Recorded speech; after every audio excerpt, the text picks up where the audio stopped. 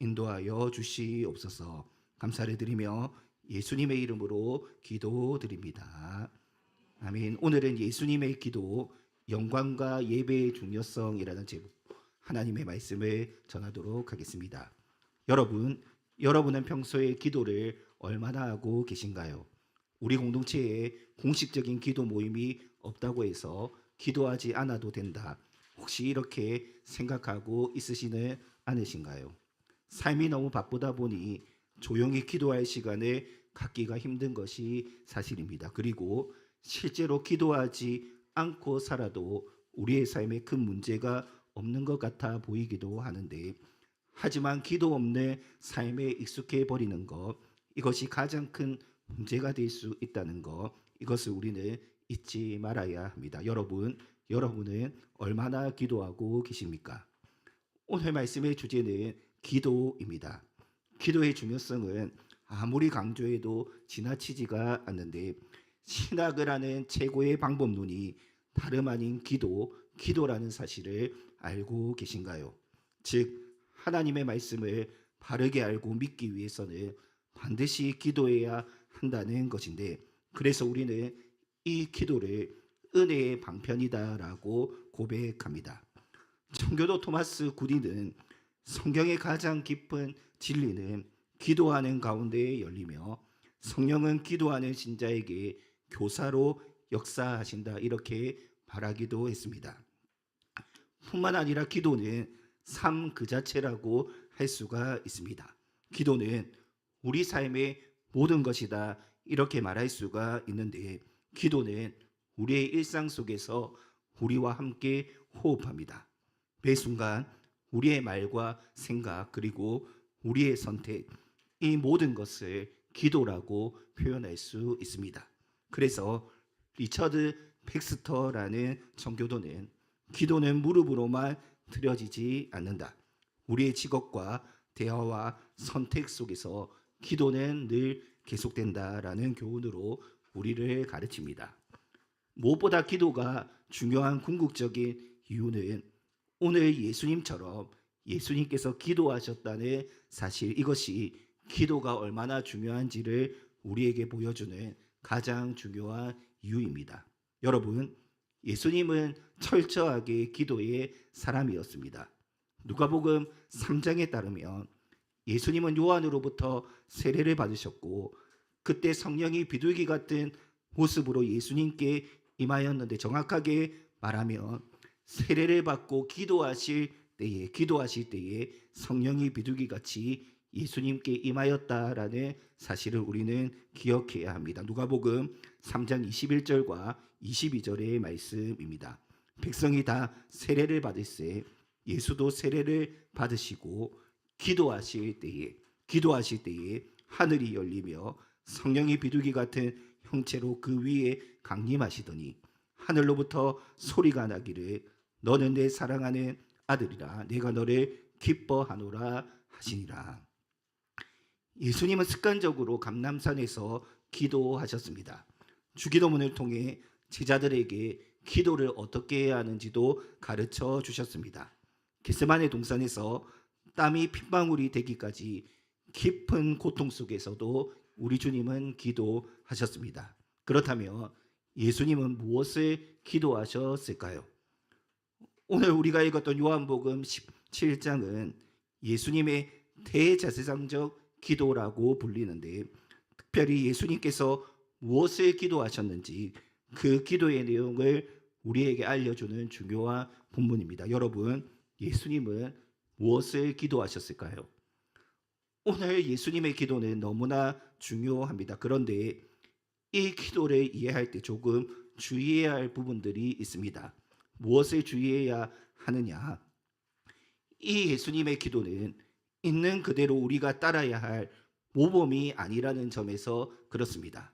물론 모범적인 요소가 없는 것은 아니지만 몇 가지 특별한 내용과 상황을 배경으로 하고 있는데, 우리가 잘 알고 있듯이 이 기도는 예수님이 십자가 달리시기 직전에 하셨고, 그 기도의 상당 부분들은 이미 성취되었다라는 것, 이것을 잘 구분해야지 예수님의 기도를 바르게 이해할 수가 있습니다.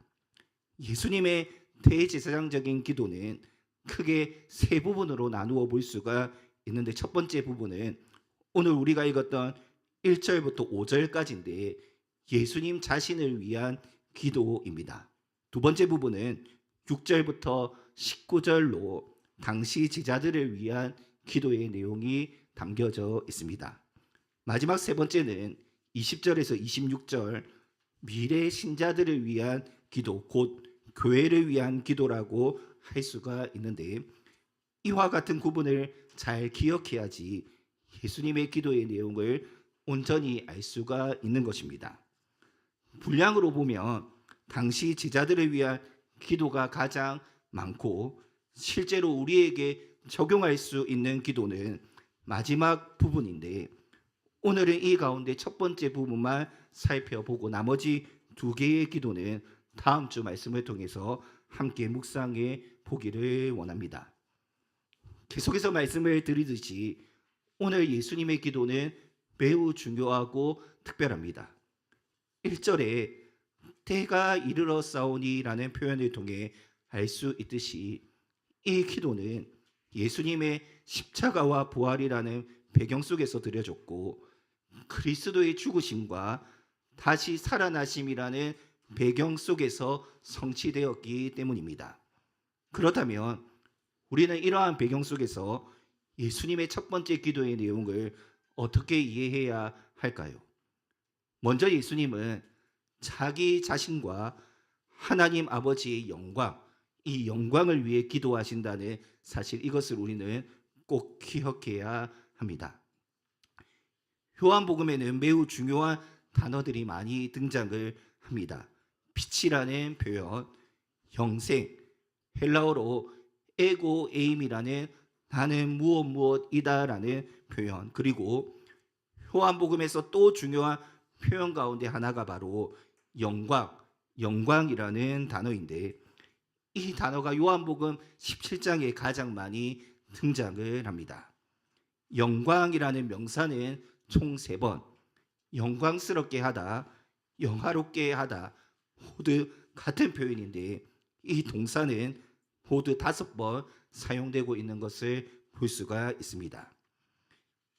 예수님이 가르쳐 주신 기도, 즉 주기도문의 첫 번째 간구, 하늘에 계신 우리 아버지여 이름이 거룩히 여김을 받으시오며인데, 예수님께서 제자들에게 이 기도를 가르치신 것처럼 자신도 하나님 아버지와 자신의 영광을 위해서 지금 기도하고 계시는 것입니다.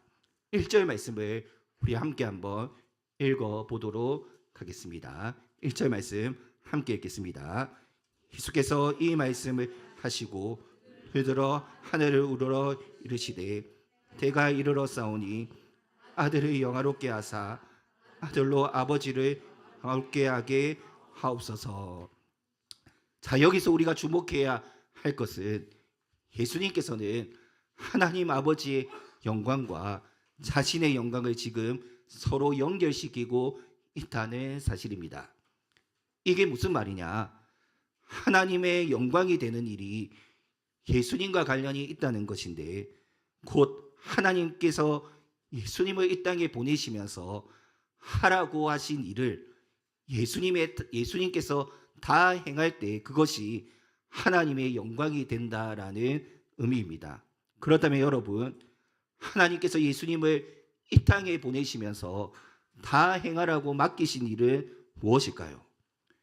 요한복음 맥락에서 보면 그것은 바로 그리스도에게 주신 모든 백성에게 영원한 생명을 주는 것, 즉 교회에게 영원한 생명을 주는 것이다, 이렇게 이해할 수가 있는데, 그래서 2절 말씀에 보면 모든 사람에게 영생을 주시려고 만민을 다스리는 권세를 아버지께서 예수님에게 주셨다, 이렇게 말씀하는 것을 보게 됩니다.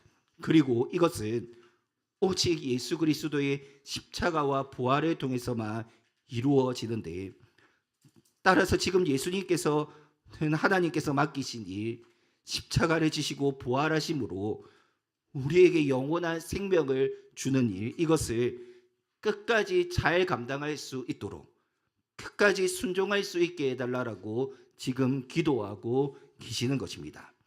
그것이 바로 예수님 자신을 영화롭게 하는 것이며, 그것이 하나님 아버지께 영광을 돌리는 일이기 때문인데, 이것이 예수님의 첫 번째 기도의 내용입니다.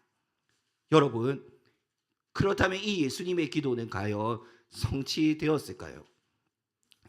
마태복음 20장 18절에서 19절 말씀에 보면 예수님께서는 이렇게 말씀하셨습니다.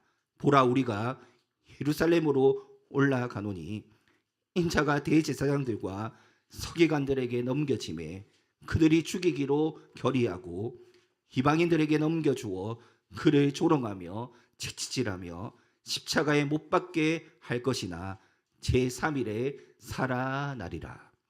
실제로 예수님께서는 십자가에서 다 이루었다라고 말씀하시고 머리를 숙이심으로 이 십자가의 사역을 온전히 감당하셨습니다.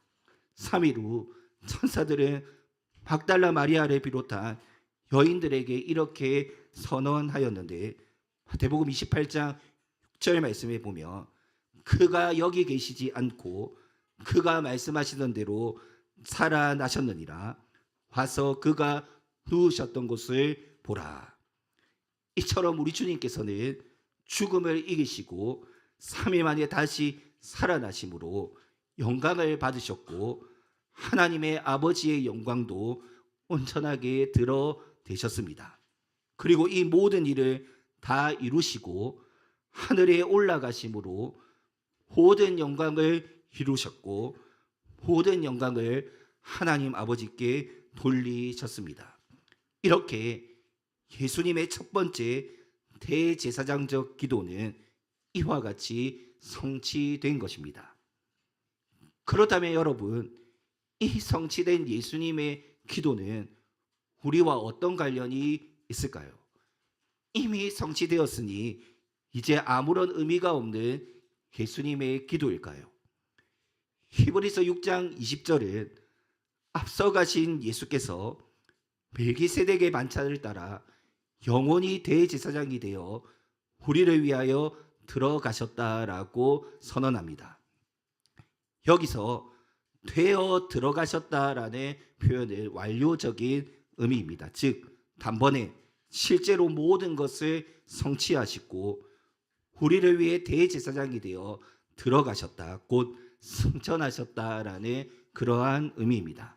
그런데 동시에 영원히라는 의미는 그 그리스도의 대제사장직, 이 직분의 영원성과 지속성을 보여주는데, 그러니까 십자가와 부활 그리고 승천을 통해 예수 그리스도께서 이루신 이 모든 것이 영원히 우리에게 지금도 미친다, 지금도 우리에게 유익하다라는 뜻이기도 합니다. 사랑하는 성도 여러분, 모든 것을 다 성취하시고 승천하신 그리스도께서는 지금도 예배 가운데 말씀으로 우리를 찾아오십니다. 이것은 예배가 얼마나 소중한지를 우리에게 보여주는데, 왜 찾아오시느냐?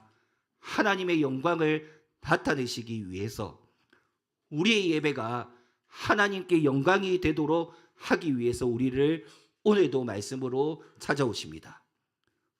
우리 예배의 목적은 삼위 하나님께 영광을 돌리는 것인데, 그것을 위해 승천하신 그리스도께서는 지금 이 시간 말씀으로 우리를 찾아오시는 것입니다.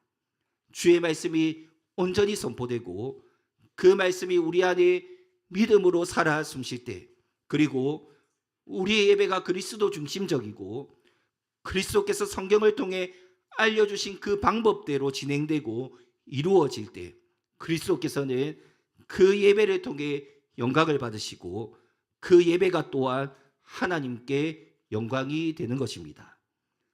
따라서 예수님의 기도 가운데 첫 번째 내용은 지금도 오늘 이 시대를 살아가는 우리들에게 매우 중요하게 다가옵니다. 그리고 오늘도 이 예수님의 기도가 성취될 수 있도록 해야 합니다. 예배 가운데 순수한 복음이 선포되고 그 선포된 말씀 앞에 우리 모두가 믿고 복종함으로 영원한 생명을 누릴 수 있도록 기도해야 합니다. 그리고 우리의 예배가 성경적으로 이루어짐으로 그리스도께 영광이 되며 하나님 아버지께 영광이 될 수 있도록 해야 하는 것입니다. 예배는 삼위 하나님을 향한 교회의 얼굴입니다. 따라서 우리는 예배를 통해 삼위 하나님께 영광을 돌려야 합니다.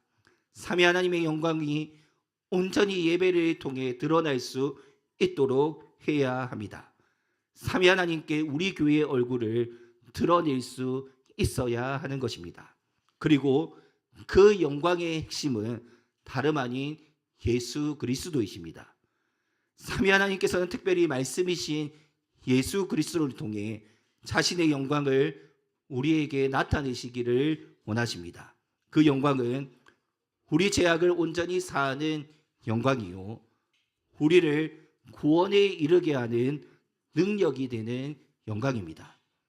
이것이 우리 예배가 예수 그리스도 중심적으로 이루어지며 이루어져야 하는 바로 중요한 이유입니다. 예수 그리스도께서는 철저하게 하나님의 영광을 위해 사셨습니다. 그분의 뜻을 따라 십자가에서 죽으셨고 다시 살아나셔서 아버지의 영광을 온전히 나타내셨습니다. 그리고 그것이 또한 예수 그리스도 그분께 영광이 되었습니다. 우리의 예배도 마찬가지입니다. 매주일 말씀으로 우리를 친히 찾아오시는 예수 그리스도, 그분께 온전히 집중하며 그분의 말씀에 순복하고 믿음으로 반응할 때 그것이 예수 그리스도의 영광, 하나님 아버지의 영광을 드러내는 방편이 된다는 것, 이것을 우리가 믿음으로 받아야 합니다. 그리고 한 걸음 더 나아가 그 예배가 우리의 영광, 우리의 유익이 된다는 사실도 절대로 잊어서는 안 됩니다. 우리는 늘 예배가 하나님의 영광이 된다는 것, 예수 그리스도 중심적으로 예배를 드리는 것, 이것이 과연 우리와 무슨 관련이 있느냐 이렇게 생각하려는 경향이 강합니다. 그래서 많은 사람들이 하나님의 영광, 예수 그리스도의 영광보다 자신의 만족과 유익을 추구하려고 합니다. 우리의 만족과 유익을 위해 예배를 사유화하는 것입니다. 이것은 곧 삼위 하나님을 향한 교회의 얼굴을 엉망으로 만드는 일과 같습니다. 우리는 절대로 잊어서는 안 됩니다. 예수님의 영광이 곧 하나님의 영광이 되었듯이 삼위 하나님께 영광이 되는 예배, 이것이 우리를 가장 유익하게 만든다는 사실, 이것을 꼭 기억해야 합니다. 왜냐? 하나님께 영광이 되며 예수 그리스도 중심적인 예배, 그 가운데 삼위 하나님께서 베푸시는 은혜의 평관, 위대한 복, 영원한 생명이 살아 숨쉬기 때문입니다. 우리의 예배가 예수 그리스도 중심적으로 그분의 십자가와 부활이라는 구원의 소망이 예배를 통해 온전히 드러날 때 그것을 통해 우리가 구원에 이르며 영원한 생명을 얻게 된다는 것, 이것을 꼭 기억할 수 있어야 합니다. 그러한 예배가 한 주간 우리의 삶을 말씀의 자리로, 순종의 자리로 인도하여 삶의 현장에서도 삼위 하나님께 영광을 돌리는 원동력으로 작용하게 될 것입니다. 그래서 우리 신앙의 선배들은 이 주일 공적인 예배를 언약의 갱신, 언약의 갱신이라고 불렀습니다. 삼위 하나님께서 자기 백성을 구원해 주시겠다라는 이 언약, 이 약속이 바로 매주의 공적인 예배를 통해 오늘도 새롭게 갱신된다는 사실입니다. 즉 예수 그리스도의 십자가와 부활이 바로 나를 위한 것이라는 그 놀라운 은혜가 새롭게 갱신되며 우리의 믿음과 삶에 작동하는 시간, 그것이 바로 공적인 예배라는 의미입니다. 사랑하는 성도 여러분, 오늘 예수님의 첫 번째 기도, 하나님의 영광과 자신의 영광을 위한 이 기도는 예수 그리스도의 십자가와 부활을 통해 이미 성취되었습니다. 그리고 동시에 오늘 이 시간에도 예배를 통해 성취되어지고 있습니다. 어떻게 성취되어지고 있습니까? 바로 우리의 예배가 예수 그리스도 중심적으로 하나님께 영광이 될 때, 삼위 하나님께 영광이 될 때 성취되는 것입니다. 동시에 우리가 말씀으로 찾아오시는 예수 그리스도의 십자가 사랑, 부활의 능력을 믿음으로 받아들일 때 성취된다는 사실, 이것을 믿음의 눈으로 바라보며 우리의 예배가 삼위 하나님께 영광이 될 뿐만 아니라 예배를 통해 영원한 생명을 날마다 누리는 이 언약의 갱신이 오늘도 일어날 수 있기를 주님의 이름으로 축원합니다.